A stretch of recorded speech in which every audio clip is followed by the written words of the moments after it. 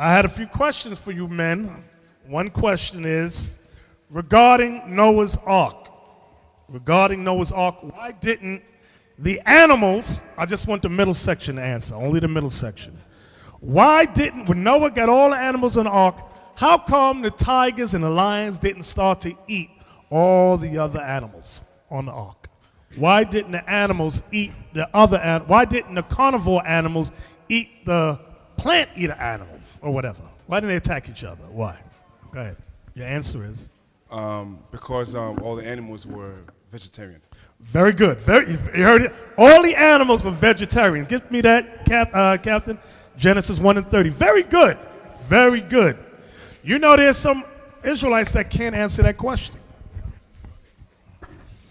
The book of Genesis, chapter 1 and verse 30. And to every beast of the earth, and to every fowl of the air, and to everything that creepeth upon the earth, wherein there is life, I have given every green herb. I have given every green herb for meat. For meat. And it was so. And it was so. So all the animals, including man, only ate the green herbs. Nobody ate meat. When did meat enter our diet? That's my next question. When did meat enter our diet? Yes, you right here. After the flood. Very good. In Genesis 9, after the flood. That's when meat was introduced to man's diet. Prior to the flood, nobody ate meat. Everybody understand that? Yes, sir. Very good. All right, next question. What was the name of the Pharaoh when our forefathers left Egypt? What was the name of the Pharaoh? Shalom. Was it Ramses II? Okay, if somebody challenged you and said, prove it, where would you go? It would be Exodus chapter 1, I think verse 10, where it says, it built for Pharaoh treasured cities. Okay, let's read that, Captain Isaac. Let's read. The book of Exodus, chapter 1 and verse 11. Therefore, they did set over them taskmasters to afflict them with their burdens. And they built for Pharaoh treasure cities, Pithom and Ramses. Now, that's very good. But now, I'm going to give you another one. Add this to your arsenal. Numbers chapter 33 and verse 3. Let's read 1 to 3. Testing 1, 2. But verse 3 is the point. The book of Numbers, chapter 33 and verse 1. These are the journeys of the children of Israel, which went forth out of the land of Egypt, with their armies under the hand of Moses and Aaron. And Moses wrote their goings out according to their journeys by the commandment of the Lord. And these are their journeys according to their going out. And they departed from Ramesses in the first month. They departed from who? Ramses. Go ahead. In the first month, on the 15th day of the first month, on the morrow after the Passover, the children of Israel went out with an high hand in the sight of all the Egyptians. So don't let nobody tell you that the Pharaoh was Queen Hatshepsut, Akhenaten. No, it was Ramses. We departed from Ramses.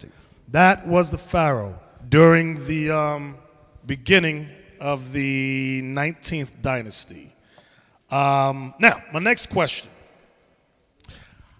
Now, these are all questions based from the black unconscious thing. They always throw these questions up.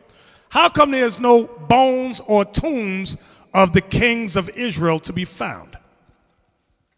How come, if Israel existed, where are their tombs? How come nobody can find their tombs, their sepulchres, their burial grounds? Why is that? Now, here's where you go. Jeremiah chapter 8 and verse 1. The book of Jeremiah, chapter 8 and verse 1. At that time, saith the Lord, they shall bring out the bones of the kings of Judah, and the bones of his princes, and the bones of the priests, and the bones of the prophets, and the bones of the inhabitants of Jerusalem out of their graves. And they shall spread them before the sun and the moon, and all the host of heaven, whom they have loved, and whom they have served, and after whom they have walked, and whom they have sought, and whom they have worshipped. They shall not be gathered, nor be buried. They shall be for dung upon the face of the earth. So that's the proof that our burial ground, sepulchres, was destroyed. They went in, like Levi said, he was correct. They went in and invaded our tombs, took our bones out, because it was customary. When you look at many nations, when the kings of, not of just of Israel, of other kings died, what was it common to bury with them? Riches and things of that nature. So the Most High said, because Israel was wicked and we started worshiping the sun, the moon, and stars, he said, that's what your bones are going to be. Spread out before the sun, meaning our burial grounds will be destroyed. Now, this happened after the time of Christ. How do we know? When you go to Acts, get Acts chapter 2 and verse 29. The book of Acts, chapter 2 and verse 29.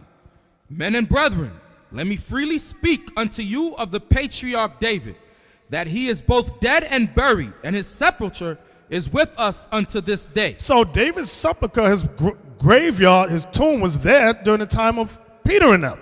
So Jeremiah's prophecy was later on. He said, listen, this is what's going to happen to y'all. That's why people, where's David's tomb? You ain't going to find it now. It's been disturbed, destroyed. Everybody understand that? Okay, next question. Next question. Who is the God-sent comforter? Who is the comforter? Who is the biblical, maybe I didn't word it right. Who's the biblical comforter? That's Christ. Okay, that sounds profound. Where would you go to prove it? Isaiah 51:12. Oh, I like that. Give me that. Isaiah 51:12. I likes that. Isaiah 51 and verse 12. I, even I, am he that comforteth you. Who art thou, that thou shouldest be afraid of a man that shall die? Can you read the verse above it so we know what he's talking about? Verse 11. Therefore, the redeemed of the Lord shall return, and come with singing unto Zion, and everlasting joy shall be upon their head. They shall obtain gladness and joy, and sorrow and mourning shall flee away. I, even I, am he that comforteth you. So it's the Lord that is the comforter. Now, when you go back to John 14, where Archangel taken us, this is the chapter where the unlearned, and not just Israelites, because you get Muslims that use John 14:2 to say the comforter is that, what's that dude, camel jockey's name? Muhammad. They say Muhammad is the comforter. When you go to John 14, is it I'm not looking at it. Somebody, is it verse 18? 18, read 18 for me. John chapter 14 and verse 18.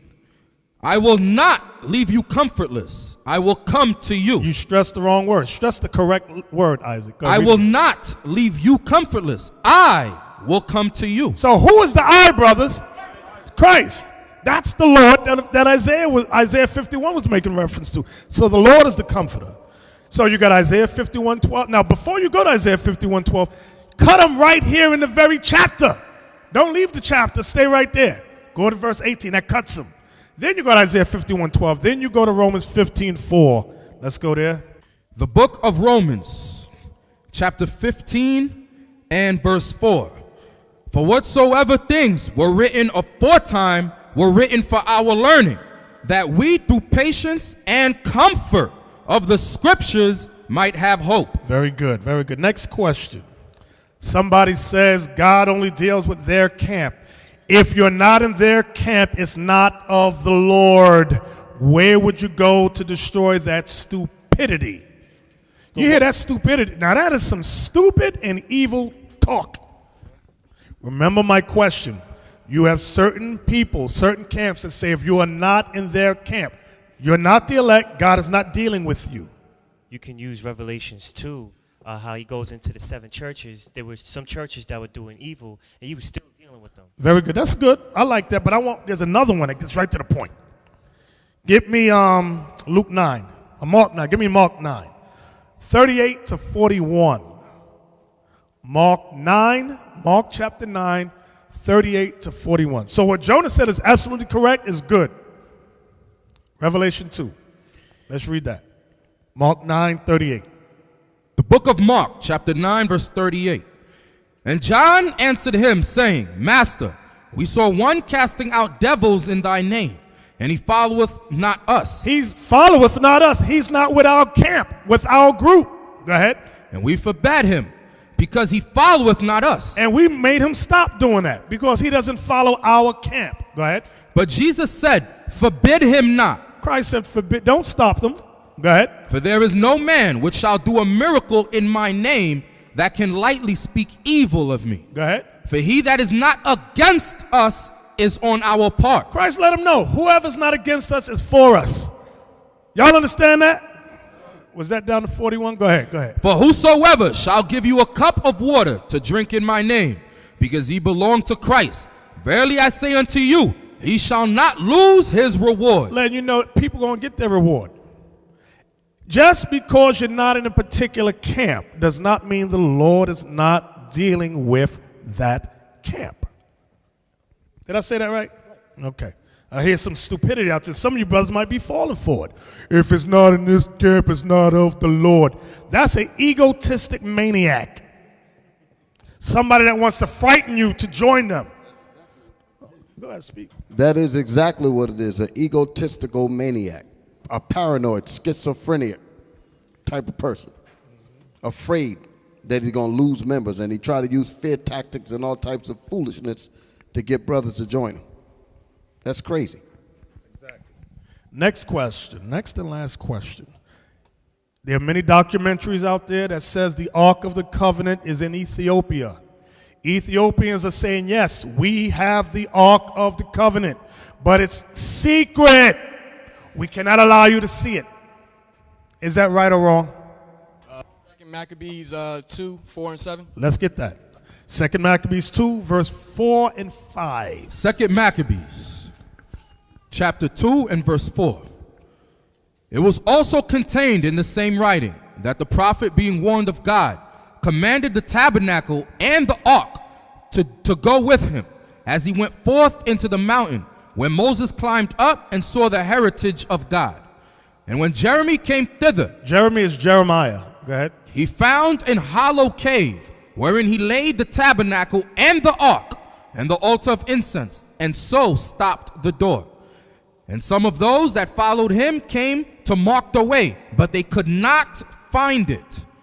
Which when Jeremy perceived, he blamed them, saying, As for that place, it shall be unknown until the time that God gather his people again together. Y'all hear that? It shall be unknown until God gather his people together again, meaning until the 12 tribes of Israel come back. When we come back, that ark going to be right there with us, and we going to war. Just like when you read with Joshua and Moses, when the priests carried the ark in front, man, they tore up some stuff. Y'all got to read that history. Them nations ain't going to be able to stand against us. You watch.